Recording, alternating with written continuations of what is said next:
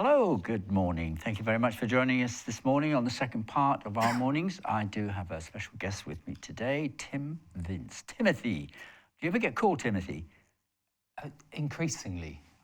When I was younger, I used to be called Timothy when I was in trouble. And then at school it was Vince. Yeah. I still get people. It's always the last name, wasn't it? That's very cutting. Conder. Yeah. What have I done, Yeah. But certainly Timothy, especially my siblings, Timothy. So it's never said in an affectionate way. So Tim is a little bit nicer and sweeter. So if somebody says Timothy to you, you're on guard, are you? Yeah. Also, when I stood for the Brexit Party, I thought, oh well, I'll put Timothy. Yeah. See if they can track me down, and they tracked me down. They did. Yeah. There's nowhere to hide. Once you've come out and said what you believe, there is nowhere to hide. Yeah, there isn't. No.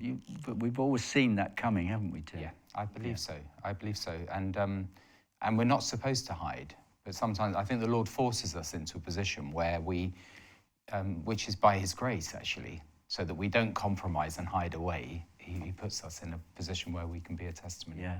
Well, this morning you were telling me off the air that you were about to approach the age that I was when I first started this channel. And I said to you, how do you feel, Tim, that you would actually, somebody would say to you, the Lord would actually say to you, I want you to start a Christian channel at the age of 57. And I said, well, it's about the time when you're winding down. It is, isn't it? Well, I had that sort of discussion with the Lord, and I didn't win. Because he just said, I'm old and grey. I'm even greyer. It shows, doesn't it? What, the Lord can pick up anyone and use them. There's a great line from, I think, a Johnny Cash song that says, you're in great shape for the shape you're in. Well, don't talk about that, because if we look at the newspapers, we see obesity is on the increase. Well, of course, increase width. Well, the other line, it then goes on and says, it's talking about the American flag, actually, but you've been through the fire before, and I can believe you can take a whole lot more. Yeah, dear old Johnny Cash, Yeah, I think he didn't end his days very happy, did you know? He wasn't happy, he was very depressed. You know why? There's so much depth in his lyrics. Weren't they? Yeah. Well, the thing is, the record company turned against him, from what I understood. Really? Yeah, I was watching a Sky Arts documentary on his life, and that was very sad. And the more that the record company dropped him and stopped using him, the more depressed he got. And when he used to go out and do the gigs and things like that, it didn't have the same verve, and so it had a sort of self-defeating effect. But they were a bit dark, but mind you, he spent a lot of time in the prisons. Yes. With people who are on death row. Yeah.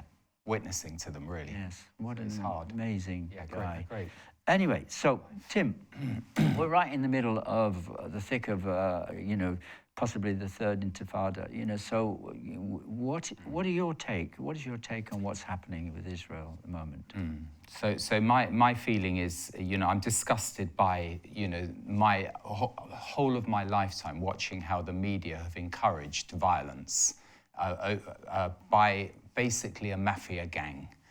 Hamas are basically like Al Capone in Chicago, and they're saying, oh, well, don't leave them alone. They can stamp on their own people, which is what Hamas are doing. And they're saying, well, don't be disproportionate and just leave Al Capone in charge with the keys to Chicago. That's what they're saying. Or to Gaza. Or to Gaza, exactly. And they are ruthless, brutal gangsters.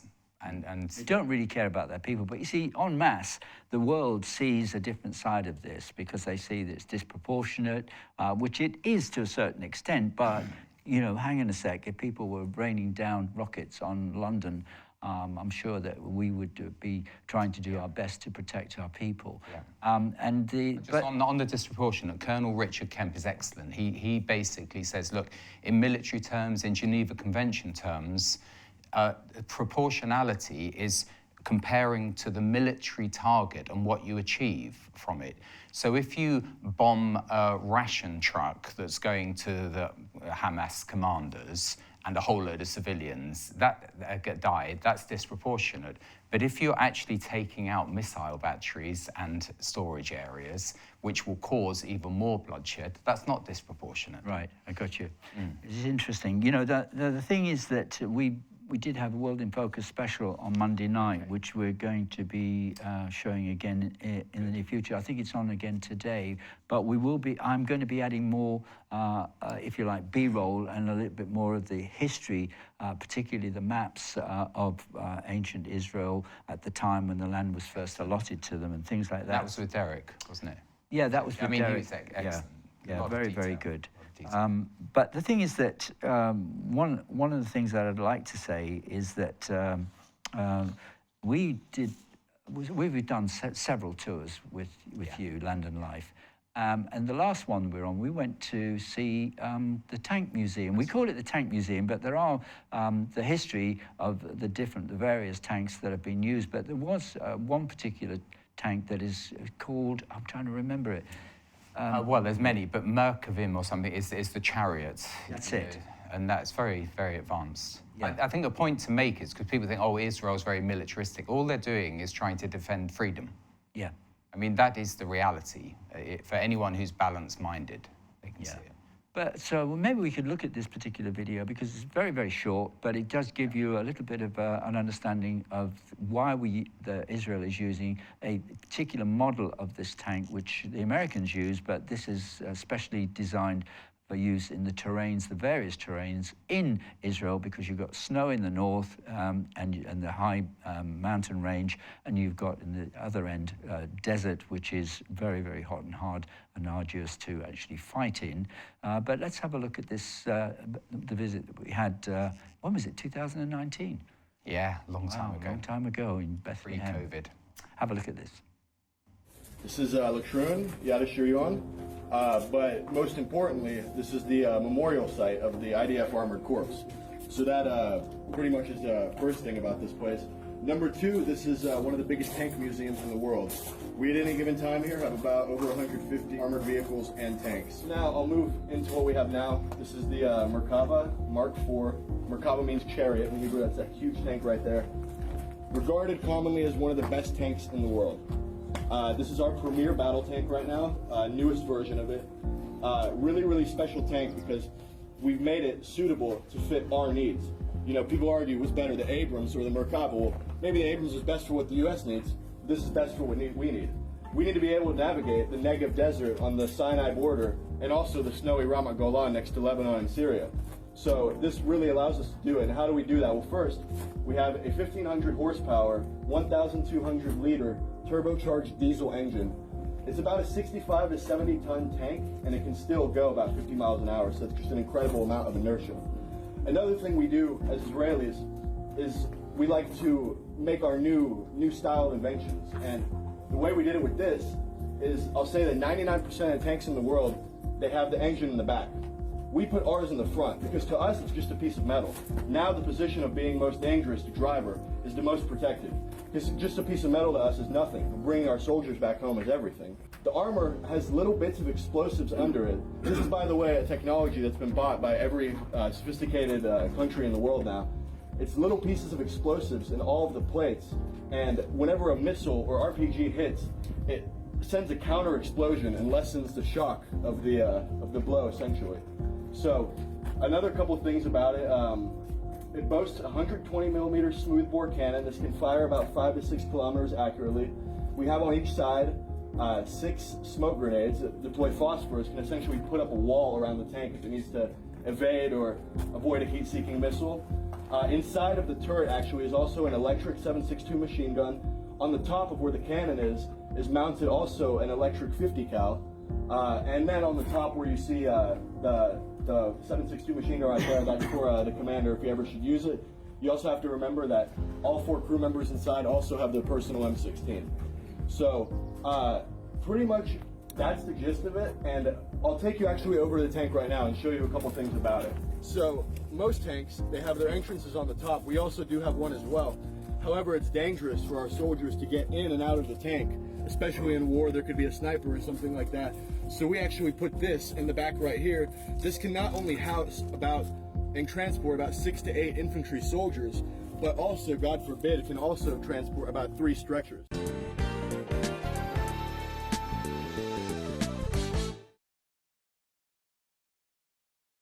forgotten that actually I'd put that together, but the Merkava is quite an interesting tank, isn't it? It's specialised, but what's the name mean, first of all? Yeah, Merkavim is plural, and it basically means chariot, I think. And what he said was that it's really designed to protect the lives of those involved, rather than just to be a lump of metal. Right, because they redesigned the whole way that the tank was formerly made in order to protect It's quite amazing.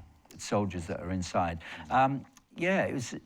We actually saw the whole of the history of the tanks as well, which were made out there. And also we ended with a very good film, so anybody who's visiting and can get to visit. Yeah, I especially wanted us. I did have my son with us, but I thought, well, we'll definitely line up a visit to Latrun, because it was such a key strategic location in the 47 war. But quite an amazing, because it was quite a difficult one to conquer for the Israeli Defense Forces. Yeah. So why does Israel have such armory? Yeah, I think in the context of this present trouble, it's not this present trouble, it's been going on since Arafat set up the PLO, before Israel even had the West Bank. Excuse me. It's all down to education, Howard. The children are brought up. Golda Meir said, when we will have peace, when they love their children more than they hate ours. Yes. And there's a classic little cartoon going around of Hamas shooting from behind a pram and Israel shooting back from in front of a pram, protecting the pram. And that sums it up.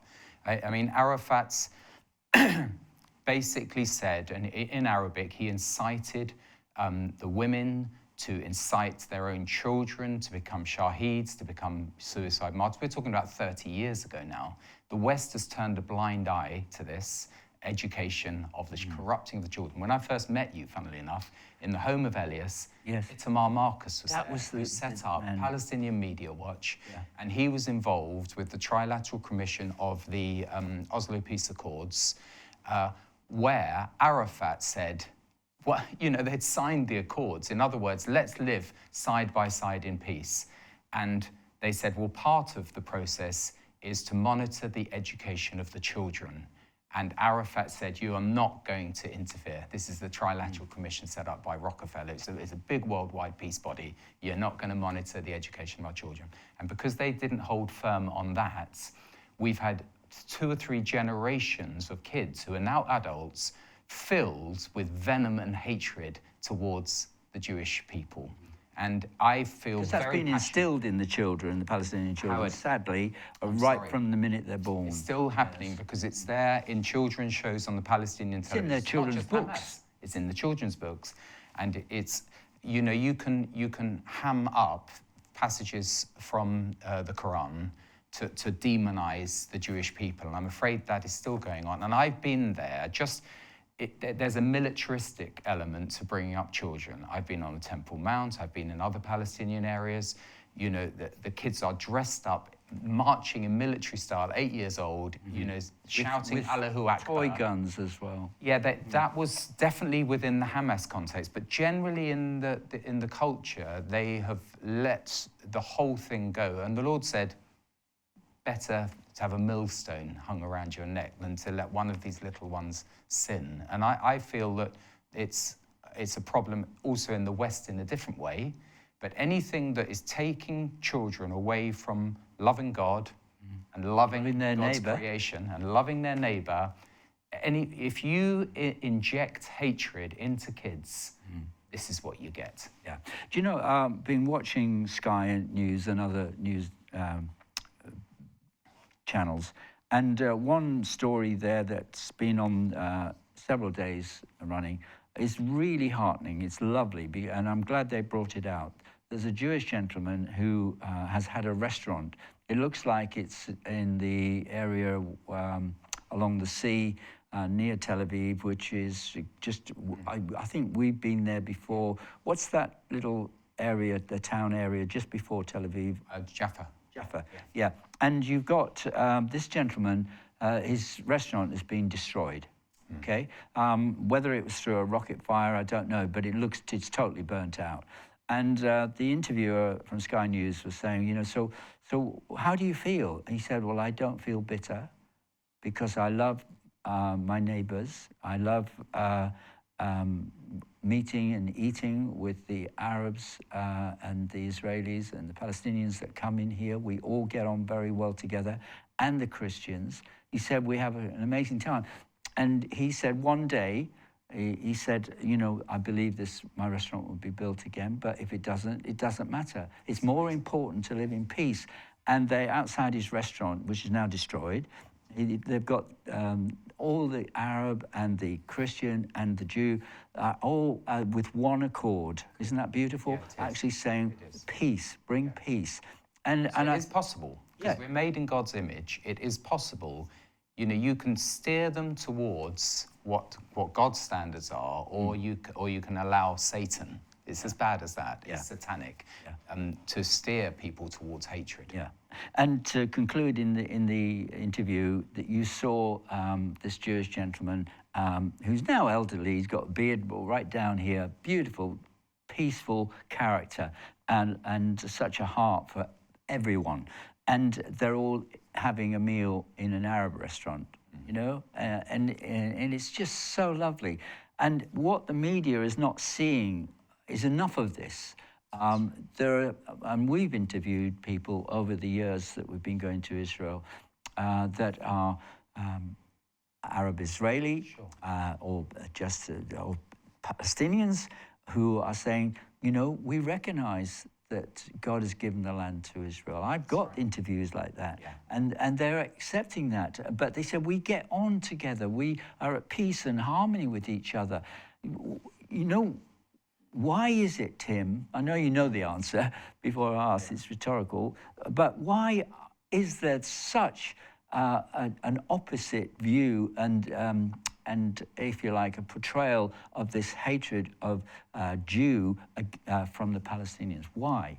Yeah, so we know the root of it, and you almost certainly got it from Derek, but I think that a key thing that's relevant to all of us is jealousy leads to hatred, and hatred leads to killing. It's just a simple rule that applies, and I'm afraid even now, and it has been throughout the success of the story of Israel, which we could emphasize, but we just happen to be in a conflict now, so let's talk about it. Israel is the world leader in vaccines. They were just on the threshold of everything opening up with tourism and you know, from around the world. And whether it was planned by Hamas, no, we're not going to allow this, but there's this root of jealousy in terms of the success of Israel, the success of the Jewish people, and they are prepared to scrub history if it's necessary. I mean, that's what the Taliban were doing. They'll blow up statues. They'll blow up history. We've got a danger, I think, in the West as well. There's a kind of jealousy, and there is, and you know, blowing up of statues. No, let's just see the good and the bad. I saw you again with Derek talking about Israel's history isn't flawless, but it shows God's grace, and our lives aren't flawless. Yeah, exactly. So that's the reality. But it is what it is. God's plan and purpose for Israel is so clear in Scripture, and has been there for thousands of years. And we're going over old ground, but you know, the thing is that the sooner the better that people recognize that. But the sooner the better that people are educated with regards to the history of Israel. And the media are, answering your earlier point, they are willfully blind. They're deliberately not. And you can understand if you're wanting to get access to Gaza, where the story is, you know, because you want to entertain your audience and you want to build your viewing ratings. They don't want to upset Hamas, because Hamas will kill them, or at the very least not allow them to have access. So, you know, this media building that went down was filled with Hamas operatives, and, you know, some of whom were so-called media people. The media will willfully take as well. Al Jazeera, AP, I think a few others. They will, and I noticed this because I did the newspaper 20 odd years ago, they will report quotes that are completely false. But as long as they've sourced it, oh yeah, well, it's, you know, it's a bona fide source and it comes from so-and-so. The fact that it's blatantly lying, Yeah. they don't care. I used to have a connection to, I believe he was Israeli, but he also had an Arab friend who was sort of a fellow cameraman, and they used to send me news reports from behind the scenes where, for example, you had, you know, looked like a young Palestinian boy was actually killed or suffering or shot. There's that famous one, sadly.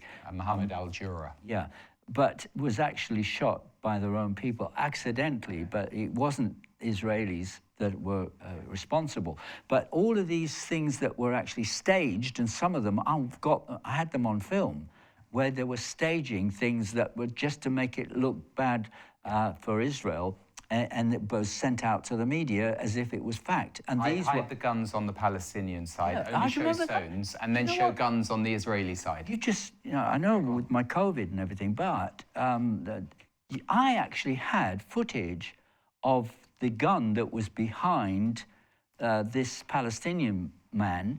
It was down his trousers at the back. He was because the cameraman was filming him, but he was throwing stones at the Israelis when really he had a gun there. I mean, so it was like, we've only got stones. That was the whole point. And by the way, they had Channel 4 News, it has to be stated, have willfully whipped it up over many, many years. And Mohammed al-Jura, they repeatedly reported that he was shot mercilessly by the Israelis in his father's arms. Yeah. He became a hero of the cause, I mean, of martyrdom. He wasn't a martyr. He was shot because the French did a full investigation and proved in the court that he was shot by a Palestinian from his own side in a crossfire. Yeah. But I met Kristen Guru Murphy, who's the one of the leading presenters on Channel 4 News, and I said, you know now, don't you, that this happened?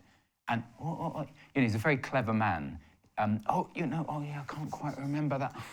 And so I said, look, can you please, at least, you can't correct years of inciting this and encouraging Hamas. Hamas know that they'll get the media on their side. Why not keep the rockets firing? Yeah. Let me just say to our viewers, please, live at revelationtv.com, if you want to take part in this morning's discussion, if you like, and give us your viewpoints as well. Obviously, SMS as well. That's all on the screen for you to take part. You're bringing back so much of the things that's how life, we met, wasn't it? Exactly. It's all about part of our life. 20 years ago. 20 years ago. Yeah. And dear Itamar Marcus. And he's been faithful, even to this day. No one was listening to him, but he eventually ended up in New York, with Hillary Clinton, completely affirming what he had said. Because it was true. Yeah. He recorded everything, it was true. Properly translated from the Arab and Palestinian media, inciting hatred. That has to stop. And actually, if they really do believe in peace, they have to call out all of the lies and actually do a full inquiry and investigation into how they have reported and how many lives are lost because of false reporting. Yeah. Well, I will say that hopefully, God willing, on Monday night, I will do another World in Focus. I don't know if you saw last week's World in Focus. It was really, really good. I've got some things to share with you, which I've got footage going back years, which has come to light. And I will share that with our viewers as well, because it does give a better understanding as well of why Israel is so significant and important to the whole world, and not just to Israel itself. It is going to be a blessing to the entire world. Whether they recognize that now or not, I don't know. But the devil will do everything he can to actually malign Israel. Now, having said that, I'm busy reading Kings at the moment, and I just was looking there this morning, and Tim, and Jeroboam, he was trying to do what was right in the Lord's eyes, but then, like a lot of the kings of Israel, and this always gets me, and I find it quite depressing, really, because when I first read the scriptures, and I started with the Old Testament, and I got to Kings, and I was thinking, one king of Israel after another kept just falling foul of what was right, and were doing what was right in their own eyes. That was the term that came up time after time. What was it, the sin of Jeroboam, that actually was wrong? Okay, so the interesting thing about Jeroboam, he was the king of Israel in the north. North, right. Is that Can we explain a little bit about this to the viewers? Solomon, What happened? So promises, to Abraham, promises to David. David, man after God's own heart, wasn't the perfect man, but he wanted to build the temple. And because he was a man of war, it was given to his son Solomon, who was born out of wedlock. Yeah. So conceived out of wedlock, with Bathsheba. Yeah. But Solomon asked for wisdom, did he not? When as a young boy, I'll give you anything, and he delivered wisdom. By the way, there's a little aside in terms of the dividing of the baby, which I just, if I can indulge, that the situation with Israel and the Palestinians could be likened to Solomon threatening to divide the baby to see who the true mother was. Yeah. Now, you can't do an exact analogy, but the point about it is that Israel have been prepared to give up the child, so to speak. They started with much less, with Chaim Weizmann, much less than was the mandate of Palestine, that was in the Balfour Declaration given to Israel. That's interesting. And they said, okay, we'll allow it to be split and for Transjordan to be created. It was part of Greater Israel in the past. And then, and the various peace processes, they've given up a bit here, a bit of Hebron at the Y Accords, they gave up, at Gaza, they were prepared and have been, for the sake of life, prepared to do it. The other side, no. They're prepared to destroy everyone to win the day. But going back to Solomon, he had two sons, Rehoboam and Jeroboam. And were the two sons? But anyway, because he was a bit of a womanizer and he had, 1,000 concubines, and he brought in the false gods. The Queen of Sheba came up from the south. Yeah, from Ethiopia, was it? So, and was it around the Ethiopian area that she was? Yes, Okay. so down in that area. Yeah. And so he, the judgment came because of Solomon, and the land was divided north and south. But it's very interesting. So Jeroboam gets to go up north, and he starts off all right. Yes. Like all these kings, and this is what. Then all of a sudden, the sin of Jeroboam is what brings the whole of the northern, if you like, into disrepute with and disfavor of God. Exactly. But the most interesting thing is how, I know you've had Derek on, we have been doing the study of Jonah. So we're going to start the study of Jonah. This is Bible study, yeah. Yeah, following the loss of dear Alan. Yes. Derek's going to be with us. And Jonah actually prophesied to Jeroboam, and it was ignored. And that's why Jonah was a bit cynical when God said, go and prophesy to Nineveh. It's actually in the story of Jeroboam in Kings. Well, I did a bit of research because I wanted to know what the sin was. And you say, what's this relevant to Israel? Well, because of the history of Israel, all relevant. It is relevant because the thing is, it doesn't matter what Israel does in some respects, that it was out of favor, out of favor with God. Because the thing is, the covenant that was made, the new covenant particularly with Israel, is over and above what their sins were, okay? So you can't hold that against them, because the thing is that God had a plan, has a plan, and still has, that he's bringing back the Jewish people to the land.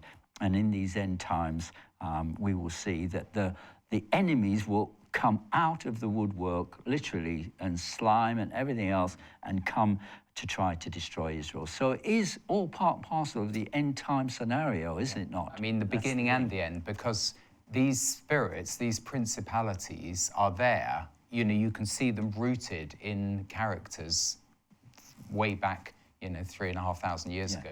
The Philistines, again, there's a spiritual principality there, which was revived by Arafat, and he even, you know, gave his sort of legitimacy to the fact that he descended from the Canaanites. I mean, I wouldn't use that as a badge of honor. Yeah, that's you true. know, and so Yeah. Philistia, you know, it is the root of Palestine. The Romans named it Palestine to snub the Jews by using an ancient foe. You know, Palestina, yeah. Well, the interesting thing is, just doing my bit of research to find out what the sin of Jeroboam was. What it was, he changed the laws of God, and he tried to bring in also some sort of temple worship. There was both in the north and in the south. Was it Beersheba or something? It's in chapter 12 of 1 Kings, isn't it? Yeah.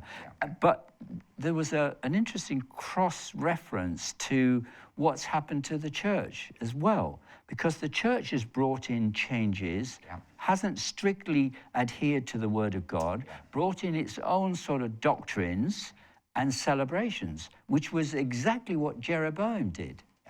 And therefore, it was displeasing to God when they deviated from the way that they should have gone. And there's a warning here to the Christians, because we've done the same in many respects. We've abandoned the Word of God, we've changed it, we've allowed the ways of the world and its particular understandings on different issues to colour our whole you know, sort of... Worst of all, I mean, the Church of England is responsible for thousands of schools in this country, and we're talking about the next generation are being corrupted. Yeah. So you think it is relevant to Gaza, because this Gaza today and all of the bloodshed is a result of education. Yeah. And in this country, you wait. If we allow it to go the way it's going with complete moral confusion, we will reap the whirlwind. All right. Okay, loads of emails. Let me just start by reading some of these. Hi, Howard and Tim. Great to see you both. I've always thought that Gaza or Gath was the place that tricked Joshua with the stale bread and worn-out sandals and clothes. What do you think? This is from Stephen from Carrickfergus. Wasn't that the Gibeonites, you know, who tricked Joshua into a sort of peace deal? You know, I can't recall that. And then they, you know, they kept to it, but you've got to be aware. You can be misled. Well, yeah. And I think with Arafat, I think it was quite willful. Like, you know, Bill Clinton thought, well, you know, we know that Arafat's lying, but if we pile enough money into it, you know, it'll work, hopefully. Yeah. You know, that's basically it. What was the place before? This wasn't Philistia, was it? The Philistines really become more prominent, not during the time of Joshua, but it's the same area. Yeah, right, that's what I thought. So that's why I think it's fair to say principalities have territory, and it's fair to say there is a principality there. Right. For me, there's no other explanation for what's been happening. Explain what a principality is in spiritual terms. The best way to see it is in Daniel, when in Daniel 9, you have Daniel's prayer, and then he talks about the principality of Persia and Greece. And people think, oh, well, you're crackers talking about this, but the evidence is there that there are spiritual forces that cause hatred, bloodshed, killing, and absolute wickedness. So, Paul says in Ephesians 6, we wrestle not against flesh and blood, but against world rulers of wickedness in high places. Yeah, exactly. So this is why we're seeing what we're seeing play out in the Middle East now. So a principality has a prince above it.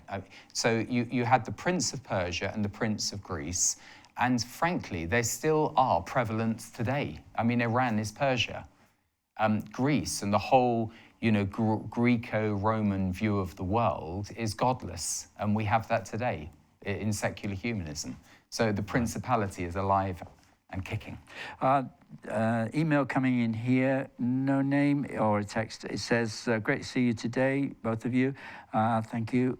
Did you know that Palestine support protesters have occupied an Israeli-owned factory in Leicester? Apparently the police are there engaging with the protesters. I didn't know that. Is that happening now? It's not good. Well, we saw what happened, was it yesterday or the day before in North London? The police are responding to it, but then they've got a policewoman within their own ranks who's sort of basically chanting with the protesters. Against That's Israel. not common, by the way. And, Good morning, Howard and Tim. Bless you. So good to see you together. Welcome home, Howard. Thank you. Can this part of the program be uploaded to Facebook? I'm not very good at trying to explain to people who know about the history and aren't Christians to know the truth.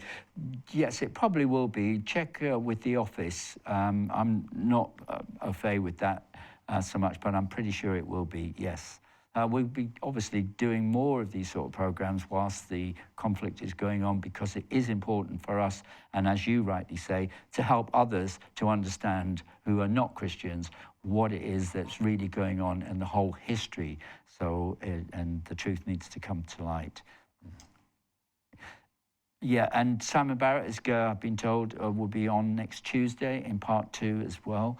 And it's good to have Tim here as well. Now, Debbie writes in about Hamas. Interesting how Hamas means bravery in Arabic and violence in Hebrew. Total contrasting opposites. Well, I think of Haman. So they're connected to Iran. Iran has a Khamenei, Khomeini. It's rooted in Haman. What did Haman want to do? Wipe out the Jews. Yeah. But they got hoisted by their own petard, which is what will happen to Iran. That's an interesting analogy. The hatred or to jealousy and then killing is so tragic. Blinded by Satan, and innocent Palestinian citizens and Israelis are caught up in this, says Debbie. Thank you, Debbie. Yeah, well put, very succinctly. There's some really good Israeli Arabs. I don't want to interrupt all your reading, but who have been trying to let's come to terms with Israel and let's make peace. And they started to get involved in the Knesset, and then the people who weren't in that Arab grouping became more radical against and more nationalistic, linking up with Hamas, and now you've got riots within Israel. Yeah. So, but this is something that's quite worrying, isn't it? That this sort of within the Arab-Israeli population, you've got them actually sort of almost civil war-like. Howard, I was in, because I did quite a lot 20 odd years ago with the newspaper, and I was with the president of Israel. Newspaper? Explain. It was called Israel and Christians Today. It was sent out to about 12,000 clergy in the UK to give them history, current events, theology, prophecy. And they loved it, but quite difficult to sustain. But I used to travel over there, and I was with the president when they had the riots in Nazareth. And he said to me, this is more serious than anything else. The fact that Israeli citizens are revolting. Yes. You know, when so much has been given to them. And that, I never forget that. You know, there seemed to be wars everywhere. There was the Intifada, and he was, you know, ashen-faced, and he said, this is actually the most serious thing. This is Israel Troubles, headed here by Lorraine, who writes in, says, hi guys, get rid of the UN and Iranian-backed Hamas. Go through Gaza and sift out the enemy, and you may have a chance of peace. When I was in Israel, I was in Bethlehem looking at the people and the building a new property, and the Lord spoke clearly to me saying, see how they build only to be knocked down. That was interesting. And when I was looking at the two flags together, the so-called Palestinian flag and the United Nations flag, the Lord spoke to me again and said, it's not the Palestinians that you have to be careful of. It's the United Nations interference. Keep up the good work, you guys, Chris and Lorraine. Well, I tell you, depending on where you put your pin in the sort of calendar of a history, the United Nations are complicit, because what they did was they perpetuated the environment for hatred. They created UNRWA, the Work and Relief Agency, as opposed to the UNHCR. I've written about this in the Church of England newspaper years ago. And UNRWA categorized, you know, Palestinians according to them being just 2 years in residency in Israel, where there was a whole number of them migrated, 2 years, and they became Palestinians, whereas the UNHCR categorized people as ethnically. Okay, and what that meant was that in refugee camps around the world, people are rehabilitated and they are released into their future with their families, whereas the UNRWA camps have perpetuated, we have lost our land, even though they've only been there 2 years. And then succeeding generations proliferate in terms of numbers. So you've got 1 million or so in Gaza, 1.5 million, all feeling aggrieved. And that has been completely, they've churned that over all the years. If they'd have just stopped that alone, it would have helped. The irony is the pre-runner of the United Nations was the League of Nations. League of Nations, which is what was set up, and was that the one recognised Israel? Exactly. So you know how implemented the Balfour Declaration. Or included it within. And explain again to our viewers what the Balfour Treaty was. So Arthur Balfour was our Foreign Secretary during the Lloyd George government during the war. Under Allenby, we got control of Palestine, and the Turks. And Chaim Weizmann from the Ottomans. And by the way, they're playing a role in this because they started scrubbing the records of the Jewish ownership of property in Jerusalem so that the world can say, oh, it's settlers evicting Palestinians. But actually, they had title to the land. It was in 1972, the Supreme Court said that they had title. And ever since, Arabs have been happily paying rent up until most recently, where they've stopped paying rent. So it's going through the courts, but Hamas and the world media are able to whip it up. Oh, it's the settlers kicking out, where they've lived in harmony. But the point about what we're talking about, the Ottomans, Allenby managed the Battle of Beersheba to outmaneuver the Turks in Gaza, right? Because the British couldn't. The Balfour Treaty, that's what we're talking about, And so then and this was in 2016. Well, Battle of Beersheba. No, the Battle of Beersheba was in 2017. At the time when the British War Cabinet said, right, we're going to have ownership of all this land. What are we going to do with it? And Chaim Weizmann, who was the first president of the State of Israel, he was very friendly. 1917, you talking about? 1917. Not 2017. Did I say 20? Yeah, well, that's what I'm trying to work out. I missed something here. So in 1917, Chaim Weizmann, a chemist from Manchester, who created a synthetic acetone for our war industry, very close to the War Cabinet. The War Cabinet was filled with Christian Zionists, not exclusively, but many, and they were very receptive to his pleas for there to be some declaration for the Jews to be able to return to their home. And that happened on the 2nd of November 1917. Right. The Balfour Declaration, which actually is in law, enshrined in law, San Remo Conference, and then on into the League of Nations, and the mandate for Palestine was all based on. Yeah, so right in the beginning, from the off, there was approval for Israel to return to the land and take ownership, really. So, but a lot of people wouldn't recognize that or even know about that. And as long as they respected the rights of those living there, but they didn't mention political, because it very cleverly worded, the Balfour Declaration. It mentioned religious and civic, but not political. And you see it, just a little bit of wording in the BBC every now and again, of the political rights. Right. But they're not there. Israel, Chaim Weizmann conceded that on the east of the River Jordan would not be part of Israel.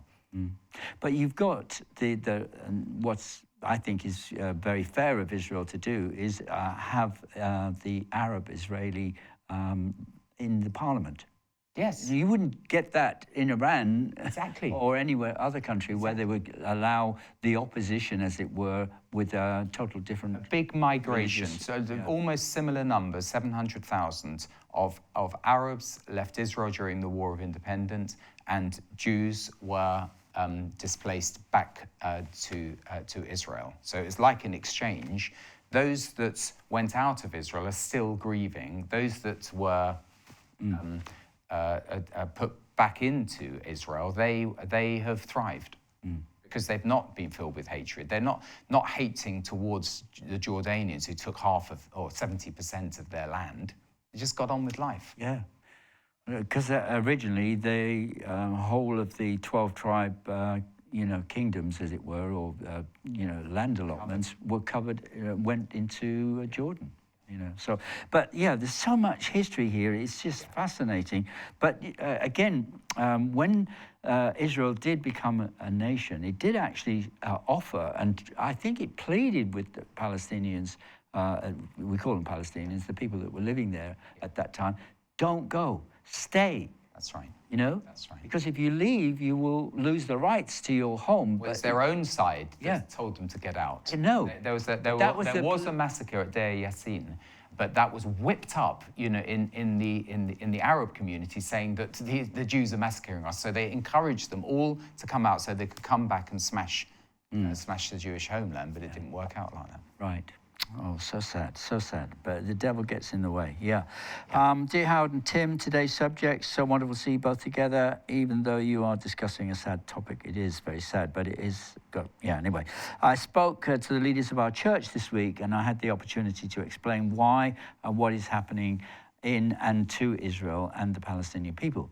My church leaders and members didn't know what it was all about. It was a great privilege for me, but amazing that the ignorance on their part was such. We have a friend who says Zionists are causing all the problems in the world. Well, do you know, let me stop there as well, Cynthia. Let me explain. I know you'll probably know this, but, there is a scripture, and it's in the Bible several times. God is a lover of Zion. So God is a Zionist, and if you're saying that Zionists or Zionism is wrong, then God is wrong. You will have a battle, if you like, with the Lord, because he says, I love Zion. Yeah, you got it. Okay. It's existential. That takes Zion away, the whole existence of the Jewish people and the Christian faith, I think, is emaciated. Yeah. Okay, so many more emails coming in. I keep trying to get this. I'm just trying to stay on track. There are things we wanted to share, but I think we're on a roll here. So if you don't mind, we'll just keep going. I'm just trying to think of anything else. Yeah. We don't stick to the script. Excuse me. Okay, let's have a look at some of these others. I asked, this is from Timothy, from Jean Perry. I asked my Lord for the name of my first child. I was very clearly led to 1 Corinthians 4, verse 17. For this reason, I am sending you Timothy. When I went in to have the baby, I told the sister in the Catholic Church I was going to have a boy, and his name was going to be Timothy. No scans in these days, she told. I didn't know that, and I replied, I do. The Lord told me. Hello from Donegal in Ireland. Thank you very much, Jean. I remember very clearly when the Lord actually said to me, there's a reason, I don't need to go into the background of it, but it was a big disappointment with my firstborn, and she was very angry, and the Lord had told me to go and visit her, and I was part of the worship team, and I said, when do I go after church? He said, no, you go now. You go now and see your daughter. And I got up from the worship team discreetly, and I went to see her, knocked on her door, and she opened the window at the top because it was Sunday morning and probably still sleeping. And she looked out the window and said, oh, you, and go away. And I said to the Lord, I said, please don't hold this against her. I understand why she's upset. And I said, please don't hold it against her. And as I was walking away, the Lord said, I'm going to give you another daughter. And up to that point, Leslie had had lots of miscarriages and wasn't able to hold or bear a child. This is what the doctors told her. And a few weeks later, she said, I don't feel very well. I said, you're pregnant. She said, no, you know I can't be. I said, yes, you're pregnant, and the Lord told me it's going to be a girl. Very good. And that was it. So I can understand that. Very yeah, when God speaks. Yeah. So I can read some more, but is there anything else that you think is relevant here? Yeah, I think what the most relevant thing is the truth. You've got to just keep emphasizing it, because I think we'll be called to account if we don't. Now, the truth is also very positive. but we just happen to be in a situation where we're trying to counter a lot of deceit, a lot of obfuscation of the facts in the media. And actually, let's be truthful as well and say that it is better than it once was. I mean, 20-odd years ago, it was just barefaced lying. Oh, Israel's trying to burn down the Church of the Nativity. Well, the groupies inside had set a fire up. I was hearing it all the time, falsehoods that I knew were false. Whereas today, I think there is a recognition that the world has a problem with Hamas. I think it's interesting that Biden has not been as forthright as people would have expected. He's basically said Israel is being bombed by rockets. You know, they have a right to defend themselves. And I also think the Palestinian Authority would be very pleased to see Hamas's power degraded. So therefore, the media recognize this, that there is no hope whatsoever for peace with the Palestinians while Hamas are in the mix. They were almost about to win an election. That's why Mahmoud Abbas pulled the plug on the election. So let's be truthful both ways. Yeah. What's your take on where Lebanon is? I know it seems a lame duck at the moment because of its whole economy and the whole system, the political system falling apart. But it's not reported on. No, it's not. But it is a bit dangerous in a sense. Very dangerous. Yeah. Because of the potential for Iran to supply them. It's more difficult for them to supply Gaza, but they've been supplying them with the technology to create rockets. But you don't hear it so much in the media. Israel bombed some, Iranian facility in Syria, and things like that have degraded Hezbollah, but they have the potential to strike up just as Hamas have done, and start firing over the border. Excuse me. I'm still suffering from... They had a massive disaster in Beirut, as we know, with all of that armaments. They shouldn't have been there. Yeah, but I mean, it's quite interesting. For me, when I see God's hand moving in ways that I would say are subtle behind the scenes, he probably could...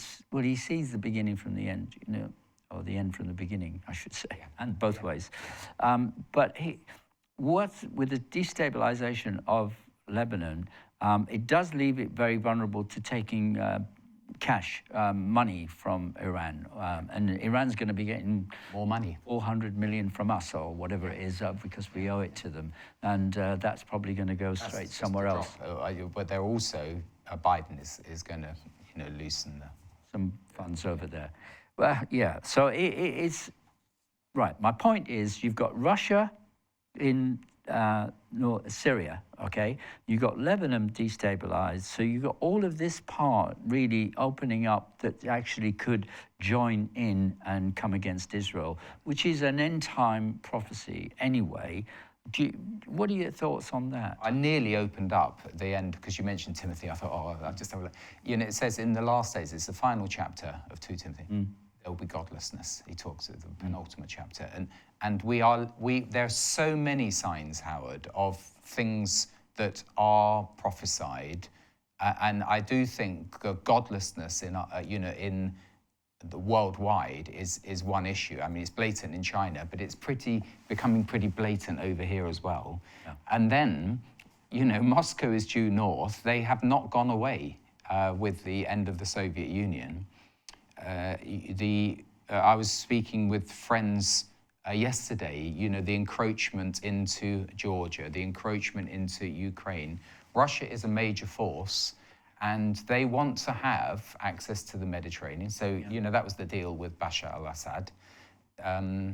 I do think that also this Erdogan in Turkey, is connected to the prophecies. They are also in the north. They are also, Putin plays with these characters. It's like on his chessboard. And so he, with Assad, with Erdogan, they're connected. Right. We're coming to the end of this particular program. I want to say thank you. Big thanks to Tim. Always welcome here. We've got Behind the Headlines, which is going to be on tonight at 9 p.m. With Simon Barrett. Also, we got The Late Show with Mark and Jeremy, who will be talking about forgiveness and what is needed to be sincerely and give it away free. So I don't quite understand all of that, but time for Revelation as well with Howard and Leslie on Thursday night at 9 p.m. We've got a lot to contend with, but stay tuned to Revelation TV and remain to be informed as much as possible about the coming days as we head to Armageddon. Why not?